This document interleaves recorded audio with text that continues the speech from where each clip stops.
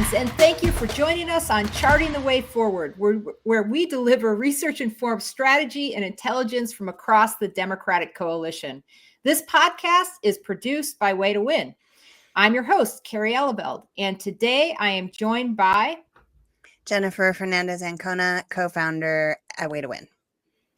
And we also have today veteran Democratic strategist Simon Rosenberg, who ran the New Democrat Network for decades, but is perhaps best known now as the founder and writer of Substack, the Hopium Chronicles. So he has galvanized over a short period of time, a wide-ranging community of overinformed, hyperactive political junkies who do everything. Isn't that true? I think that's what your group is. I mean that in the kindest of all possible ways. I love it. No, it's a great description. I love overinformed. Overinformed. And they do everything, I've noted, from phone banking to donating, in support of Democratic candidates and races across the country. So welcome, Simon. It's great to be here with both of you. All right. So we asked Simon on because we thought he was the exact right person for this moment. As we sit here in the aftermath of the assassination of right-wing activist Charlie Kirk, the Trump administration, specifically J.D. Vance and Stephen Miller, are promising a massive power grab using the full weight of the federal government to crack down on the left and democratic institutions and effectively any organized dissent they don't like. We don't know exactly what that's going to look like yet. But at the same time, Trump is arguably at one of his lowest moments of his second term. Prices are rising, unemployment is up, farmers are facing labor shortages, long-term unemployment has reached a post-pandemic high, and consumer sentiment is plunging. It's kind of like a whipsaw situation between his vulnerabilities at the same time as their power grab. So, Simon, what do you make of this political moment? Is this Trump at his most powerful or at his most perilous? Well, I think these things are related, right? I think that they feel Trump's power is ebbing. I think he's in cognitive, physical, and political decline. I think that they see the country turning against them. They've now had experience where months and months and months, everything they've thrown at us, whether it's the bombing of Iran or the big ugly bill or the occupation of cities, that these things have gone immediately negative. These things that they thought would sort of restore his power, his strength, his manliness, right? All these efforts to make him strong have all failed. And so there's been 3 months now, because where his numbers really started coming down were in the beginning of June, when Elon assaulted him and emasculated him for 3 days on Twitter, and they had their breakup. And since it began this sort of steady decline, and they have thrown everything they can in there to sort of restore his strength. And it's all failed. And he's actually growing more unpopular. He's underwater on every issue that matters to voters. He's even been, in the last 10 days, underwater on crime and border security, which is remarkable. And so I think that part of their sense of the unpopularity, the weakness they feel, the power is ebbing, the distance that is growing in, the failure of their government to make things better for all of us, the continued refusal of foreign leaders to bend the knee to him, that they're growing more desperate and scared. And so they're doing what people do when they get scared and desperate, which is they're lashing out, they're screaming and yelling, they're demonizing their opponents. And so I think that these things are actually related, and that this sort of escalation that we've seen from Trump, particularly since the beginning of August, was when I think it really started happening, is I think directly related to the growing sense of the stench of failure of his administration itself, and their inability to sort of fix it. And so they're getting worried about losing power. And so they're doing what authoritarians do, right? Which is they're trying to expand their power, illegally, illiberally, and to scare people into bending the knee. Because Trump wants, I think, this term, he had a couple goals. One of them was to get very rich, and he's done that, quickly. And the other one is to go through this process every day of people bending the knee to him. And so if people aren't going to bend it, he's going to try to bend it for them, and I think that's where we are now. The courts have blocked some of this. I think we should take everything they say at face value. I don't think there's any reason to discount the kind of threats that we've seen. The fact that last week Stephen Miller called the Democratic Party a domestic terrorist organization. I don't think we should in any way discount or sugarcoat or put lipstick. I think putting lipstick on the Trumpian pig is always a bad exercise, right? But I think that we have to recognize that it is possible that some of this is happening because of their sense of weakness and their power ebbing, which means that we're being successful. Let me say one last point to get this off the beginning. Imagine if right now Trump was popular. Imagine if he was at 55% approval rating. Imagine if, he hadn't done the tariffs and the economy was booming and prices weren't rising. We could be in a very different place right now in our opposition to MAGA and to Trump. And the truth is, where we are is a necessary but insufficient place to get to the other side, which is that however in your mind we're going to get to the other side of this, it had to start with the country turning on him. And that's happened. And it's a huge collective achievement, but it's obviously only the first step in a series of things that we have to do to keep mitigating the damage that he's doing and to win back power. So given that's where we are, what would you be telling Democrats and maybe specifically Democratic leaders to do in response? Yeah, look, I think we all understand that our congressional leaders have struggled to occupy the space that they need to occupy now, and I think that some of this, my explanation for this is that I think that we're being handicapped by some degree as a movement by American exceptionalism and sort of this sort of lingering sense that it couldn't really happen here. That is, I think sort of drove a lot of the early kind of inadequate responses to the threat that Trump represented.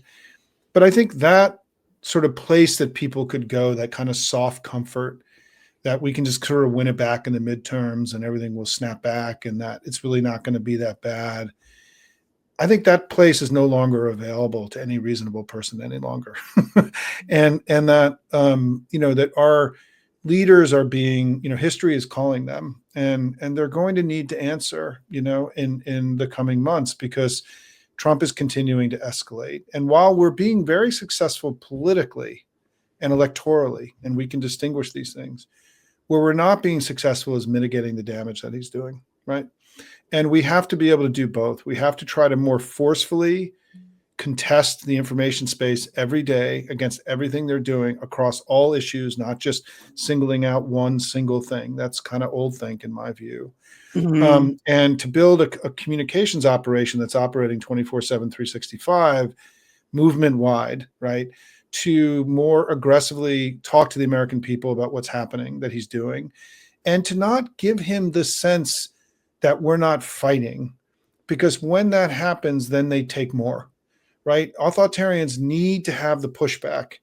And so I think while some of what we've done has been very successful so far, and we should take heart, we should be encouraged by it, there's this other higher gear that I think we have to find as a movement that we haven't found yet, that you're seeing with J.B. Pritzker and Gavin Newsom and the Texas Democrats and Chris Murphy, and you're seeing it with, the protests. J.B. Pritzker's been amazing. I wrote today in Hopium about how Jim Himes and Greg Meeks and Congressman Smith, who are the leaders of the national security committees in the House, the ranking members, issued an unprecedented statement condemning Trump for his selling out the country to Russia. It was one of the most aggressive public articulations of Trump's betrayal of the country that we've seen from major party leaders up to this point. And it had extra authority because they're the ranking members, right? They're the ones responsible for protecting us. So I think that there are, we have evidence that people are starting to recognize and understand they need to find this higher gear to fight Trump. And our job has to be to encourage them to do so, to help them understand what's required of them now, to give them ideas about how to do this in ways that will be successful. And one of the things that for example, I just want to point out that Friday, Chuck Schumer announced that he's going to be forcing votes of Republicans on the tariffs. This is really important, right? Because this is, in my view, the area of greatest opportunity for us politically in the coming months. I don't think we're adequately engaged in the issue. Senator Schumer saw this as an opportunity to really force the Republicans to own these price increases on everybody and how they're slowing the economy down. That's a higher gear, and he went there, and that was something that's important. So, look, we're not where we want to be, but I also don't think we're as in such a disastrous place as some people represent. But of course, we have an incredible amount of work to do, and we have to be operating with incredible urgency. Jenifer, from your standpoint, because you certainly have seen a fair amount from our focus groups and research, if you were to give Democrats some bit of messaging advice right now, what do you think? What kind of balance do you think you would ask them to strike? I mean, I agree with Simon. Like when I see JB Pritzker, I've been really struck every time I see JB Pritzker talk. I'm really happy about it. It feels really spot on. Not just the words he's saying, but how he's saying it, and he's embodying this authenticity of like, you are not going to come here and do these things. It's this really standing in a power of leadership that I feel like we don't see all the time in a lot of the Democratic leaders and haven't previously. So I feel like the best advice is to speak to the moment that we're in, to connect the dots between the pain people are feeling on the economy and tariffs and the pain people are feeling seeing citizens and families, ripped apart and taken out of communities on the immigration and ICE raids. I think it has to be all of it. The absolute, attacks that are coming from the FBI and from JD Vance at the very top. I think it all has to be part of what people talk about and how we frame the moment that we're in. That is just not normal. And like Latifah Simon says, it's midnight on the clock of the world. We have to really own that and kind of be in that space, I think, as leaders in the party. Kerry, can I add one thing to that? I think that one of the challenges we face is just the structure of our political system, the decentralized, federalized nature of our political system, where the weak party system that we have, right? We're not a parliamentary democracy where there's always kind of like a center core to the opposition. We have our power is very distributed in America. And I think that Trump is so loud and so dominant in the information space that part of the struggle we're having is that everyone is doing their part. But the problem is the sum of the parts we're not getting to a place where there's a sense of a movement with a narrative and a story and an agenda that we want to achieve. Like, people are all working in their individual places and working their asses off. Many people, right, all over the country, millions of people have protested and so on. And I think that part of my advice to the family is that the congressional leaders and the governors and the attorney generals need to start talking to each other about creating some kind of national unifying rallying cry for us that signifies what our opposition is really for. And I've laid out a simple phrase, which is restoring the promise of America. I did sort of a sketch of what this could look like, and then 4 big agenda items, right? Rolling back the tariffs, preventing ICE from expanding, preventing the military from going in the streets, right? Restoring due process. Third, standing up for science and health, higher ed, and public health, and making sure that Medicaid and ACA don't get cut. And then fourth is standing with Europe and our allies. I mean, we are what I think many of us feel is an absence as opposed to a presence. And part of that absence is that we don't actually have kind of universal rallying cries. No kings, as strong as it is insufficient for all the things that are going on. And I think that in the coming months, we have to challenge Hakeem Jeffries and Chuck Schumer and Gavin to try to come together around some kind of rough story that we're telling. That's why this statement from these three congressional leaders was so important because it had nothing to do with what was on the floor that day or a committee hearing. It was a statement they were making to the American people about the moment in time, to Jen's point, right? Mhm. That we're living in, and a response. And it's also, I think, particularly those of you who operate with data, Mhm. we have to encourage our leaders to be comfortable in operating in 4 or 5 fronts simultaneously and not believing, I think, what is also kind of an antiquated or kind of wrong view that we can only really stay focused on one thing at a time. I just don't, I think that's old think right now, given what we're up against. And so Yeah. I think I still believe that there's opportunity for us to continue, and we have to be, those of us outside have to be continually, I think, relentlessly focused on helping our leaders who are drinking water from a fire hose every day, right, with strategy and how to take the next hill. And I think that's part of what we try to do at Hopium. Let me try something here. Everyone, I think, recognizes, at least I hope recognizes, that in 2028, we're going to have to run on a positive agenda, right? We're going to have to tell people what we are going to do for them, right? But in 2026, when I look at your 4 points, the rolling back Trump's tariffs, the blocking of ICE, the, reversing the cuts to the the Affordable Care Act and Medicaid, demanding the, ouster of Robert Kennedy Jr., and then standing with Ukraine and European allies, especially the first 3. To me, that sounds a lot like what Republicans ran on for like 10 years after the ACA passed, which was, Right. we are going to tear down what President Obama has put in place, root and branch, right? We're going to pull it up root and branch, right?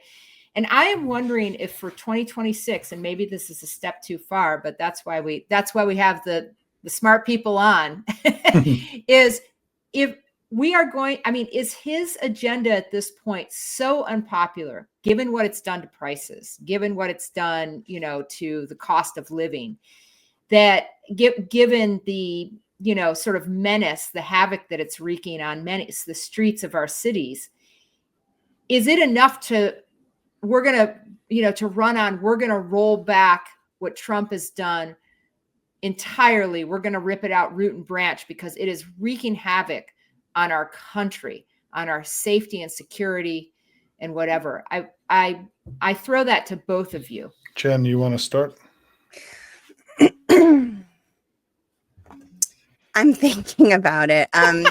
Well, let me jump in quick then, and I'll be quick here to give you a moment. So, I think we have those 4 things are what we have to do now.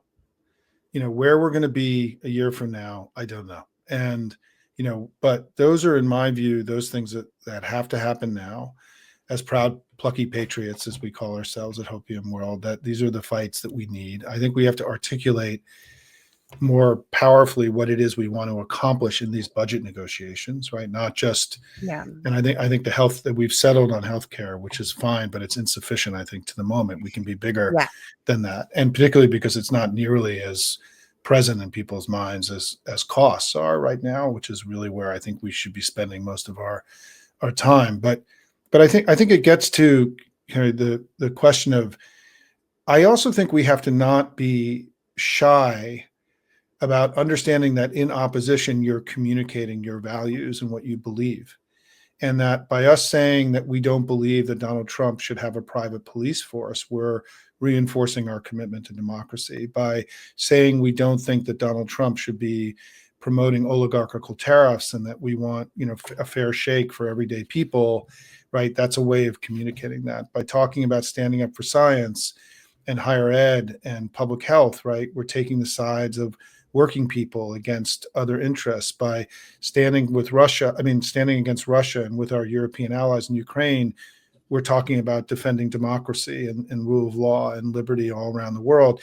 So I think that some of this meme that Democrats are only playing defense and not playing offense, I don't see it that way. I see that you can communicate your values in the fights that you choose and then articulate why it is that you're fighting. I think my bigger point, is that I don't think we're doing a great job in articulating the reasons for our opposition and telling the stories that we need to tell to voters that will allow people to have a greater sense about why we're opposing, not that we're opposing, but why, and what the values are and behind it. So that's part of, Kerry, the reason I'm sort of floating that stuff up there, because I do think that in opposition, you can communicate powerfully about who you are and what you believe. Yeah. I think I sort of go back to we had this conversation with Terrence Woodbury when he was saying, like, there's the pain and the promise. So we need both. Like, I see that there's a lot of this pain that we can exploit, and we can talk about this opposition, but we know, based on all the listening we've done with voters, that they are amenable to disliking Trump and what he's doing, and the GOP, they're against it, right? And they're increasingly, like we even saw in that YouGov poll today, the way that even independents are bleeding out in terms of their approval on all the different topics, not, crime, economy, immigration, all of it. So there is an element of, I think we have gone on offense, like to Simon's point earlier. There's I was saying in the beginning of this whole thing, there's people like, oh, he's just going to tank himself. And I was like, he's not going to necessarily tank himself. Like, we have to tank him. And I think we did that, collectively, like you said, Simon. But I think what we hear from people who kind of are like, yeah, I hate this, but they don't really understand the Democrats. They don't love the Democrats. They're not gravitating toward the Democrats. And that's the part we have to change. And I just don't think it's going to happen by just talking about all the bad things and what we're against. I think we've got to figure out a way to stoke more of this promise. And I think we saw and I totally agree with Simon on the kind of pointing to the why. One of the important things we've seen in all of our research too around the why is just talking to people about this overall structure of the economy, the drastic amount of inequality that we have seen take over the past 50 years, almost $80 trillion that has been sucked from 90% of us to the top 1%. That's a reason. That's like, this is why things are hard. It's not just because of inflation here or there. These price spikes were on top of a deeply messed up system, and people get that and feel that, but no one's narrating that part of the why. Right.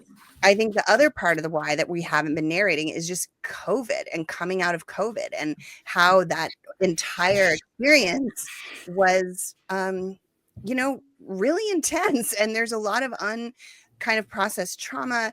Not that we should say it that way, but we did talk about it in our polling that we did with the Biden skippers. And that was one of the top testing messages, just talking about how the crisis revealed these imbalances in the economy, and we haven't addressed that. The rich got richer. Essential workers had to, risk their lives. Then that everything Trump is doing is making it worse, and that we kind of can't move forward as a country until we start to have leaders who confront these big problems and have a vision for the future that could help people feel that it could be something we're emerging from, that isn't just going back to normal. I think that's like all we've given people, and we have to think about giving them something bigger. Yeah, I agree with all that. And I also want to just applaud you for raising this issue of what I thought, look, when you lose an election, there's never one reason why, right? There's many, many reasons why. We've all discussed them ad nauseum over the last almost year. Yeah. But I do think the Biden team sort of and Kamala running away from COVID was inexplicable. Because in some ways you could make the argument that the central narrative of her election should have been that, hey, we were given this complete shit show when we made things better for people. And I know that there's all this argument that people didn't really believe that, but it's actually what happened. And it was true. And that I think by sort of running away from COVID, and we left the playing field to be open to Maha and to Trump, talking to young people who I think, look, I have 3 kids who are now 25, 22 and 20 years old. They all are COVID kids. And COVID was catastrophic for them, all of them in different ways. And I think one of the reasons we had such a bad showing with young people is that we weren't really addressing or discussing or acknowledging the central thing that happened in their lives, while Trump was, right, and talking about it all the time. And So I just want to say I agree with you about, but I also think, Kerry, just to sum up this part of this, is that there are things, we're still a year away from the big election, and and we have time to develop the offensive strategy, but that has to be based on, as Jen was saying, values and a sense of like what we're fighting for. And I think it's clear in the fights that we pick that we're fighting for opportunity for people and better lives for people and better healthcare and a functioning and democracy, rule of law and freedom.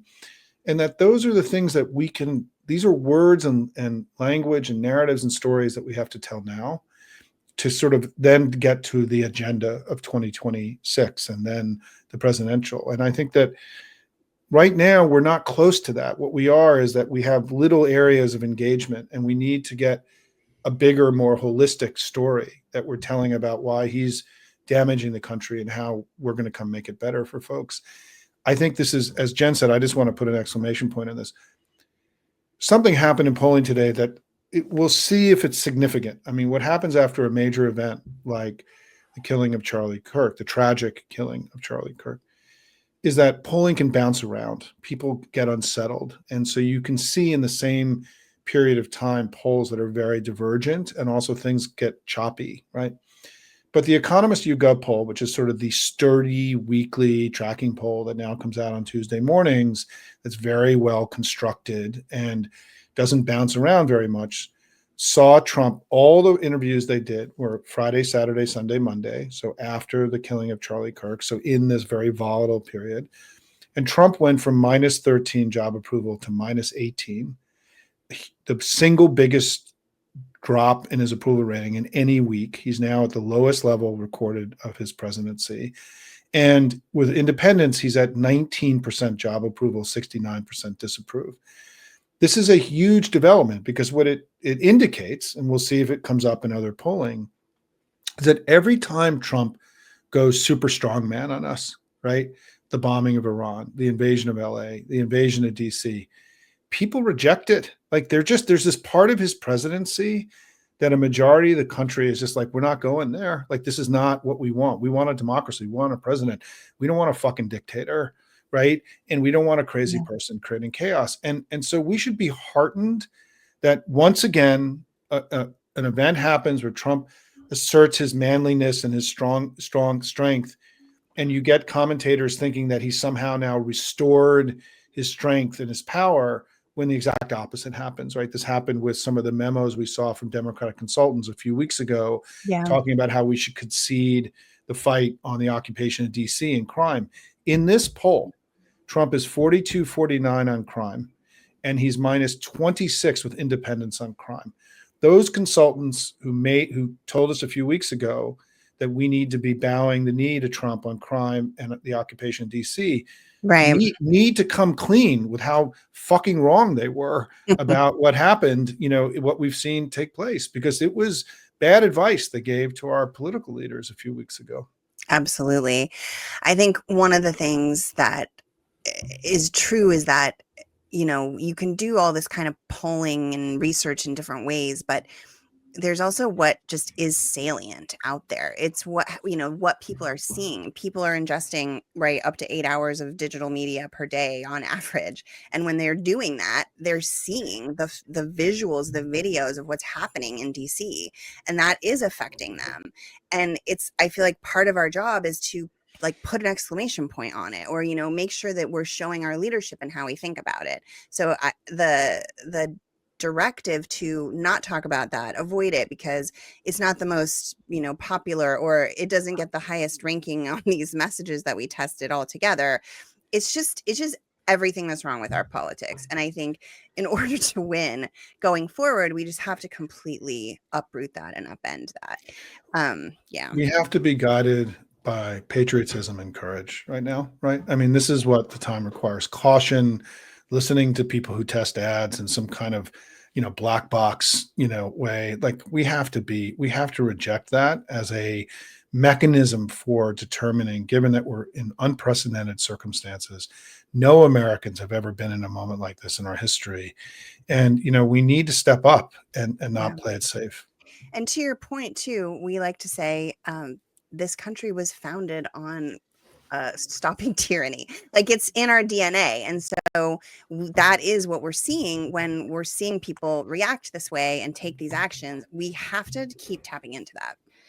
Can I just say one other thing, just because this is relevant to your very first question, Kerry, is that I want to remind everybody here that there is no violent left-wing political movement in America. Yeah. There is no left-wing movement calling for violence. There is no left of center or anybody on the room, the whole pro-democracy side calling for violence. In fact, what we're doing is trying to restore and protect our democracy, rule of law, and freedom.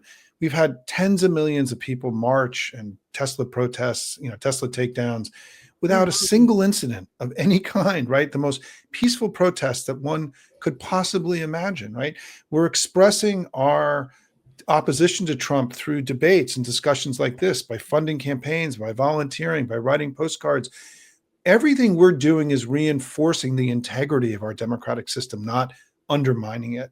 And so it makes the arguments that we've been hearing over the last few days even that much more ridiculous, right? That there is some kind of organized, violent left-wing movement in America. I mean, in 2020, after George Floyd, the Attorney General of the United States declared Antifa a domestic terrorist organization in the United States. Antifa exists, there's like 300 Antifa people, right, in Berkeley and in the Greenwich Village in New York and a handful of other places. I mean, the idea that something, it's just the level of invention.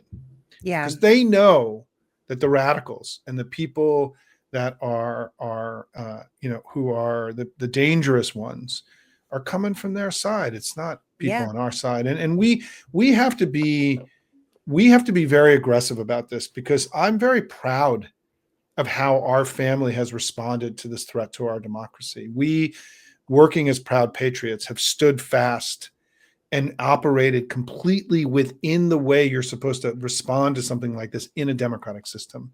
There's been no attempt at a liberalism, at going outside the system. We have a consciousness of affirming our democracy in a time that it's under threat.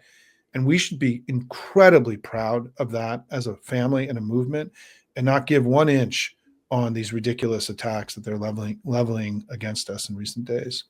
Agree. Yeah, Agree. I want to underscore something that Ron Brownstein said to us last week, which is, he talked about the word distraction. And, I look at these, he was like, the worst thing we can hear from people is that, a DC occupation or a takeover of a city or whatever is a distraction, because it just makes it sound like you don't think that's an important thing. And Simon, as you're talking about like, we should be connecting what we're saying back to actual values. Well, we do value, democracy. We do value safety and security in our streets, and not forced occupation by the federal government, right? So, like, to use the word distraction really doesn't get at and dismisses this as an unimportant thing to be talking about. I want to pivot just a second to Latino voters, because we're talking about tariffs, and this is something that that Chuck Schumer has taken up and wants to make a point about. And I just want to say this, based on some new polling from Somos Votantes, which is that we just can't underscore enough the economic distress that most Latinos are living in. That polling, that quarterly tracking poll, found that a mere 12% of Latinos say they are living comfortably. According to Eckes, over the summer, 1/3 of Latinos said they can't make ends meet, and another third said they are just sort of basically scraping by. So they also, at the same time in this tracking poll, were very much relating the tariffs back to rising prices, and the fact that they are really having trouble just like making ends meet on a daily basis. So I just think it's interesting. Like, this is a place where where Republicans seem to think, or at least they are hoping, that they are going to maintain the gains that Trump made or the inroads, I should say, he made in this last election. And, that's looking more and more specious. And I'm wondering, you used to have a whole, framework around the Latino vote. So I wanted to touch base with you on that, Simon, and where you think we're at there. Yeah, and Jen should weigh in here too. I know Yeah. this is something she tracks pretty closely as well. Look, I think she sort of said it earlier, which is that we have opportunities now. This is no guarantee that we're going to be able to regain the ground that we had lost, or also we have to recognize that there are younger Latinos that were never with us, right? That we now have to win back over. I mean, this is part of the issue that happened with young people last time. Look, the combination, Donald Trump is the most anti-worker, anti-middle class, and anti-working class political leader in America in, generations. And, he's raising everybody's prices. He's cutting their health care. He's cutting food assistance, right? He's shifting the tax burden from the wealthy to everyday people. He's destroying unions. I mean, you just go down the wrecking ball list of everything that he's doing. Interest rates are going to remain too high because of his inflationary tariff policies and his wildly reckless and irresponsible, fiscal policy. And so, yeah, working people are under assault. And this is really an oligarchical regime. I mean, that believes that are rewarding the wealthy and most privileged and pursuing policies that are hurting everybody else. And people are kind of figuring it out, right? And that this is actually what's going on. They're feeling it in their own lives. And it's why Trump is growing. I think the term I use is growing very distant from people. The people who have the least amount of wealth, the least amount of job security, the least amount of education, the least amount of health insurance are Latinos. And so they're the ones who are, going to suffer more from this anti-worker, anti-middle class strategy of Trump's.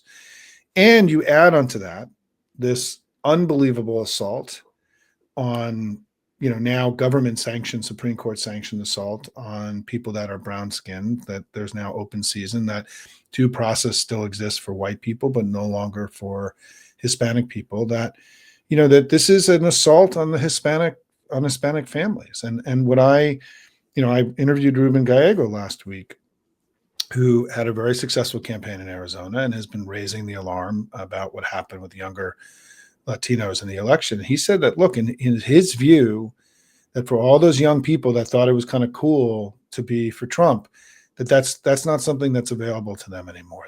You can't be a young Latino and think Trump is cool. That space has disappeared because of what's his policies and his assault. So I do think we have opportunities, but like everything Jen was saying earlier, there are opportunities that we have to seize. They're not going to fall in our lap. We have to work and regain trust and make sure that we're talking to people in the way that I'm describing, right? And that we've been talking about all day.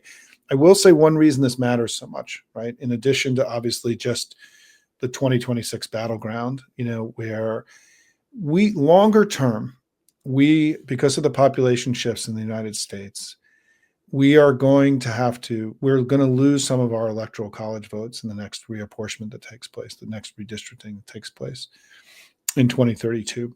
And we're going to have to put Florida or Texas in play as a national party. We don't really have any choice. And so now, if we've seen this abandonment or this struggle with Latinos that is coming, it makes doing that more possible now than it would have felt in 2024.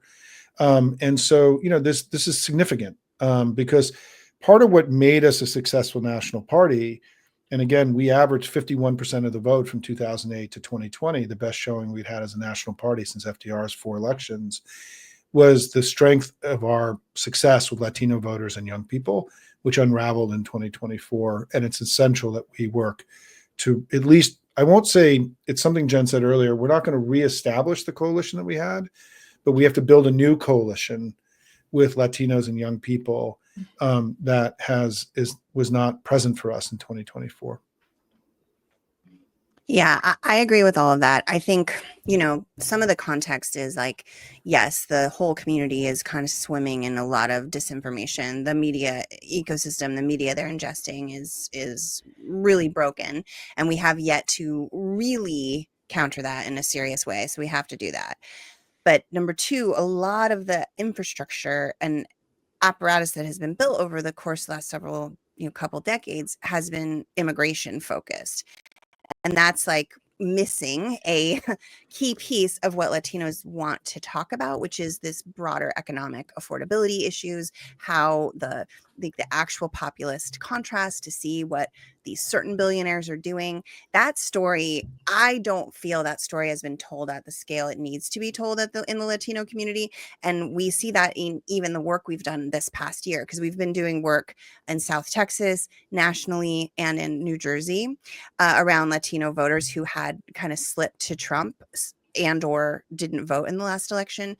And the current ads that are really doing the best, I mean, we're showing big numbers of movement among Latinos toward Democrats, toward a pro-democracy agenda, are these stories that are very simple, that don't have a lot of, big policy words, but that are just kind of like, you're getting screwed.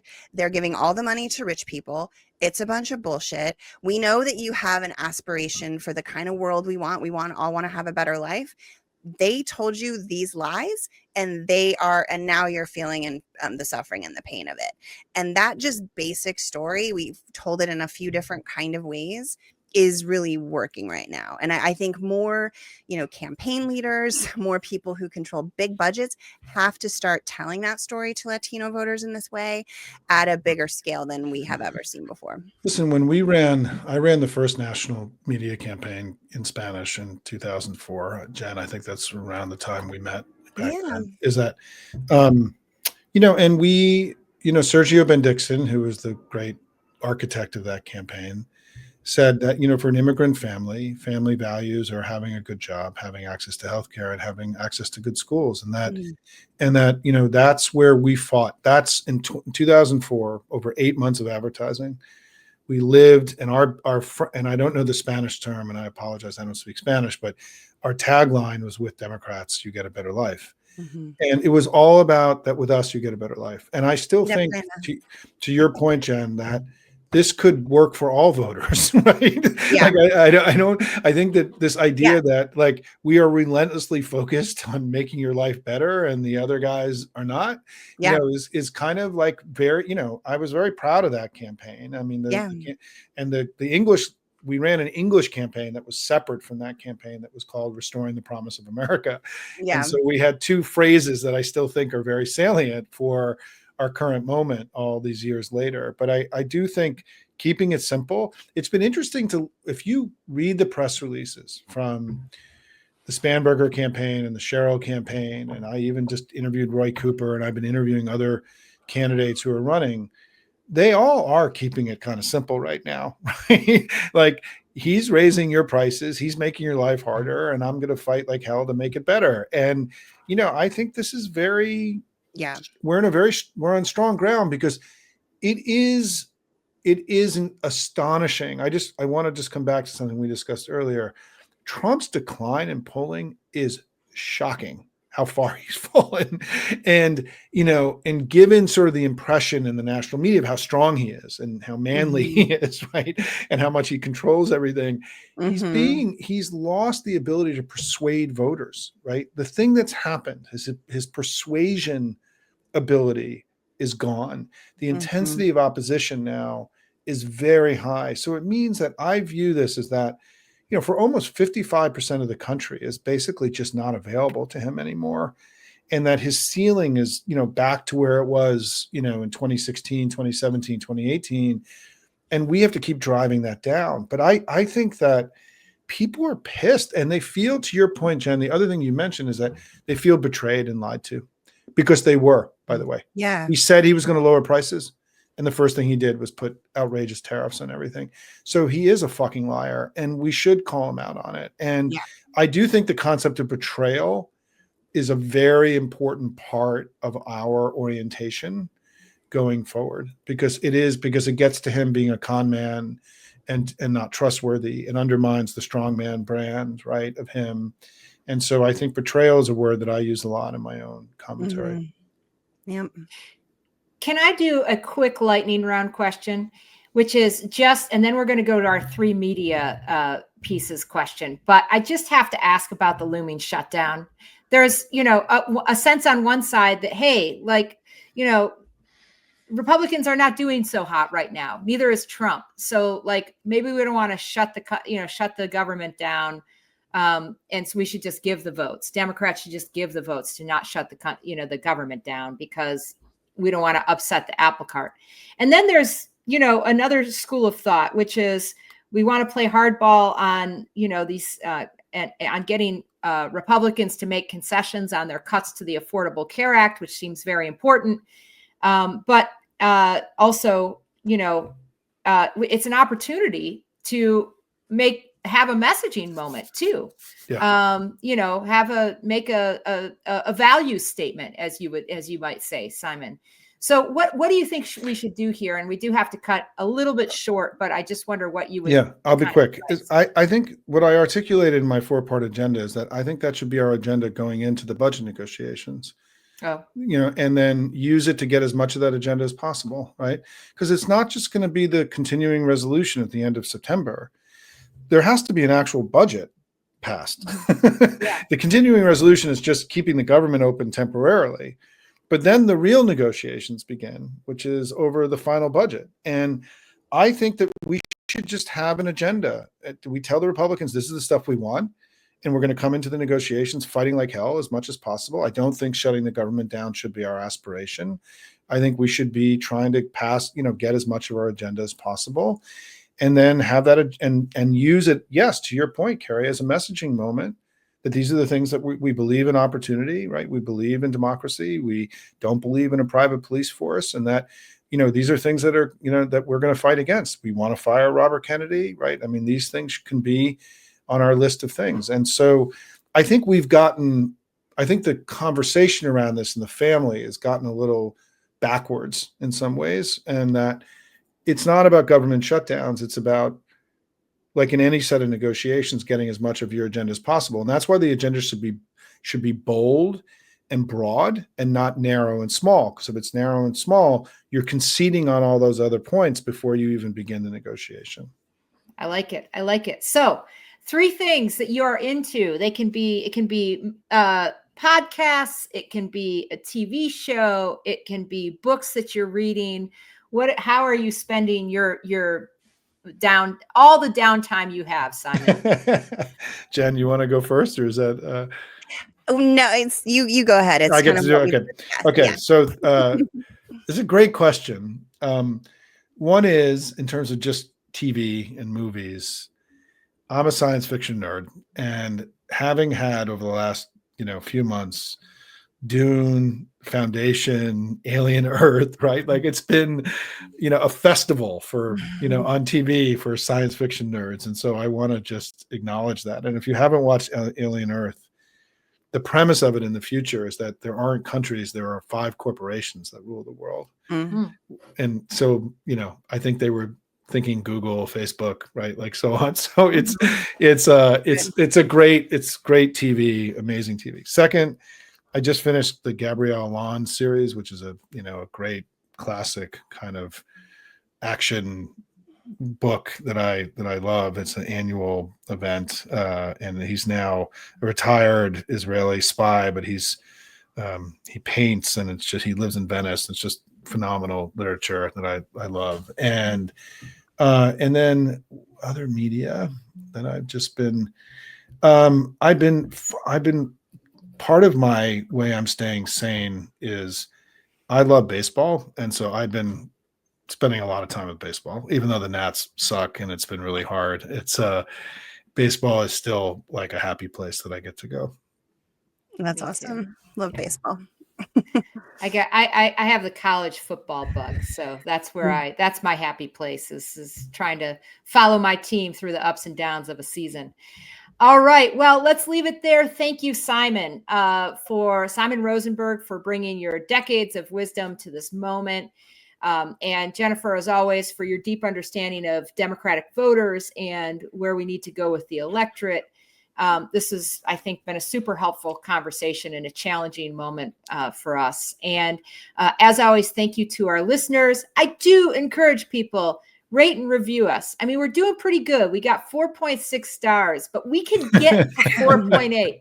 We can get to 4.8 if you take like 2 minutes of your time, which we would super appreciate, and just write a review. We would love it.